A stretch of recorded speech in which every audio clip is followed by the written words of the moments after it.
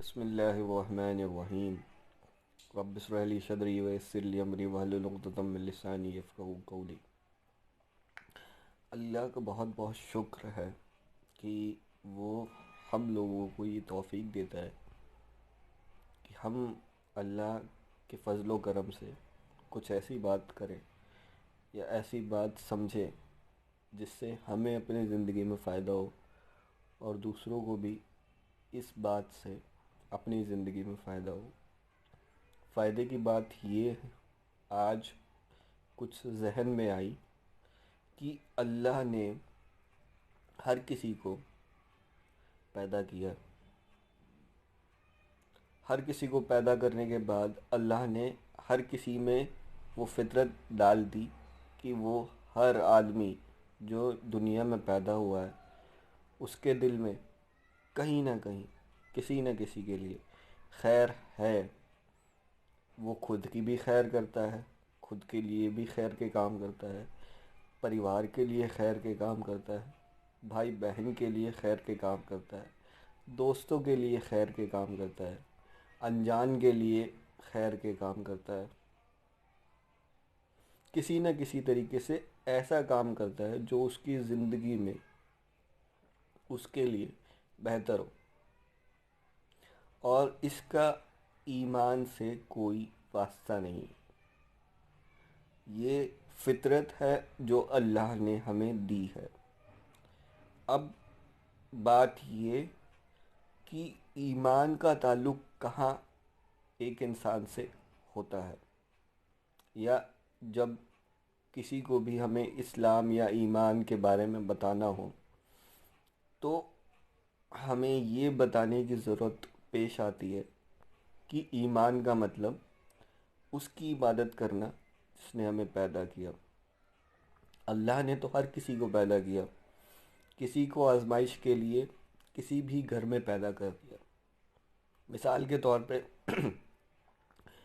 ایک مسلمان کے گھر میں ہی اولاد پیدا ہوئی، لیکن وہ یا تو بریلوی ہے، یا تو وہ اہل حدیث ہے، یا وہ دیوبندی ہے، یا وہ دیگر مذاہب کو فالو کرتا ہے۔ اور ایک غیر قوم جو کہ اللہ سے کسی بھی طریقے سے تعلق نہیں رکھتی، چاہے وہ ہندو ہے، چاہے وہ سکھ ہے، چاہے وہ عیسائی ہے، چاہے وہ پارسی ہے، چاہے وہ بودھ دھرم سے تعلق رکھتا ہے، ہر کسی کو اللہ نے ایک فطرت دی کہ وہ دنیا میں خیر کے کام کرے۔ اب مسلمان کو فطرت یہ دی کہ وہ آخرت پہ بھی یقین رکھے، اور اس چیز پہ بھی یقین رکھے اور اپنے اعمال اللہ کو راضی کرنے کے لیے کرے۔ تو اللہ نے اس آدمی کے یا اس انسان کے اعمال کا کوئی حساب کتاب نہیں رکھا، جس نے یہ یقین نہیں رکھا کہ وہ آخرت میں اللہ کے سامنے جائے گا، اور اس دنیا کو چھوڑنے کے بعد ہمارا قبر میں حساب ہوگا، اور قبر سے جب ہمیں اٹھایا جائے گا تو آخرت کے دن بھی ہمارا حساب ہوگا۔ جو لوگ نیک اعمال کریں گے، اعمال تو ہر کوئی کرتا ہے، یقین کے ساتھ کریں گے کہ ہمیں اللہ کو جواب دینا ہے اور تعریف کرنی ہے اللہ کی، حمد و ثنا بیان کرنی ہے اللہ کی، عبادت کرنی ہے اللہ کی، ایسے کام نہیں کرنے جن سے اللہ راضی نہ ہو۔ سب سے پہلا وہ کام کہ اللہ کی عبادت کے علاوہ کوئی اور کام عبادت کے طور پہ نہ کرے۔ دوسرا کام، وہ سارے کام کرے جو اللہ نے کمائی کے ذریعے کے لیے حلال بنائے۔ اللہ نے تعلیم ہر کسی کے لیے ایک ذریعہ بنایا۔ تعلیم میں کوئی بھی تعلیم آپ حاصل کریں، کوئی بھی تعلیم، اس سے آپ کو ایک چیز یہ ملے گی کہ وہ آپ کی زندگی میں کام بہتر ہے یا نہیں، اس کی معلومات آپ کو حاصل ہو جائے گی۔ اگر آپ کسی بھی غلط کام کے بارے میں تعلیم حاصل کرتے ہیں، مثال کے طور پہ، تو آپ اگر چاہیں تو آپ اس کام سے اپنے آپ کو بچائیں گے، اور اگر نہیں چاہتے کہ آپ اس کام سے اپنے آپ کو نہیں بچائیں بلکہ اس سے کچھ فائدہ اٹھائیں، تو آپ اس میں گھس جائیں گے۔ لیکن اگر آپ کو یہ سمجھ آ گئی کہ میں نے جانکاری اس وجہ سے حاصل کی ہے تاکہ میں اپنی بھی حفاظت کروں اور دوسروں کی بھی حفاظت کروں، تو اس کا آپ استعمال صحیح طریقے سے کریں گے۔ ہر کوئی اپنی زندگی میں ایسی چیزیں کرنا چاہتا ہے جس سے کہ وہ بہتر ہو، سوسائٹی بہتر ہو، اس کا پریوار بہتر ہو، لیکن ہم لوگ یا کوئی بھی لوگ ایمان کو عبادت تک محدود رکھتے ہیں۔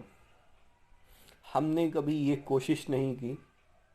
یا ہم کوشش نہیں کرتے، یا جانکاری حاصل نہیں کرتے، یا تعلیم حاصل نہیں کرتے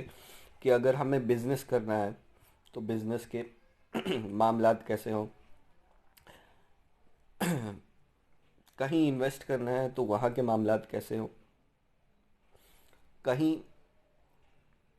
کسی سے رشتہ داری کرنی ہے تو وہاں کے معاملات کیسے ہوں، کہیں کسی سے بات کرنی ہے تو وہاں کے معاملات کیسے ہوں، کہیں کسی کے یہاں ملازمت کرنی ہے تو وہاں کے معاملات کیسے ہوں،